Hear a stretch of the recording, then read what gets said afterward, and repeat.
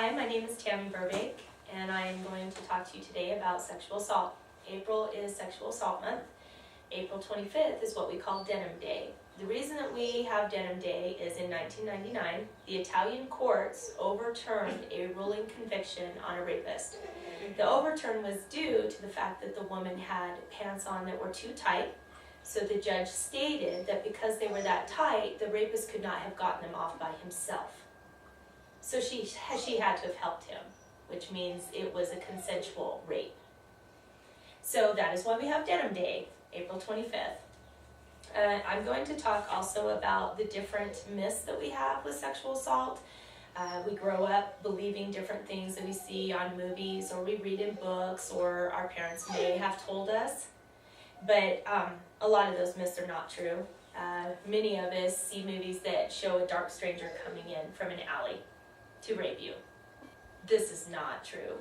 75% to 90% of all rapes are caused by someone you know. And not only is it by someone that you know or you're familiar with, but the rape has been planned. They will go through details to make sure that what they want to do is the final result. And another myth is, of course, the victim is to blame in some way. We see this all the time through advertising in papers or through courts. The victim is never to blame. You have never done anything wrong. Getting into a car with someone does not mean it's okay to be raped. Having a drink with some stranger in a bar does not mean it's okay. Wearing provocative clothing does not mean it's okay. It is never okay to be raped. If you say no, you say no. You may go with a gentleman and think that you want to have intercourse with him, and then you may get to the motel room and you decide you don't feel comfortable. You don't want to do this now. If you tell him no and he proceeds, it is rape. Another myth is men can't be raped. Obviously, that does not happen as often as it does with women. Men are overpowering. They are bigger than us. In turn, of course, physically, they can control themselves, but they can be raped. They can get a drug slipped to them.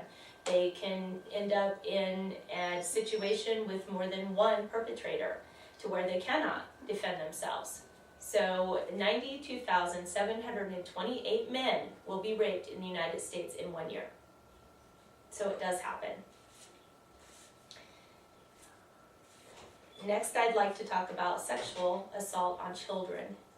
This is a little bit more testy for people to talk about. A lot of people like to just bury their heads in the sand and pretend it does not happen.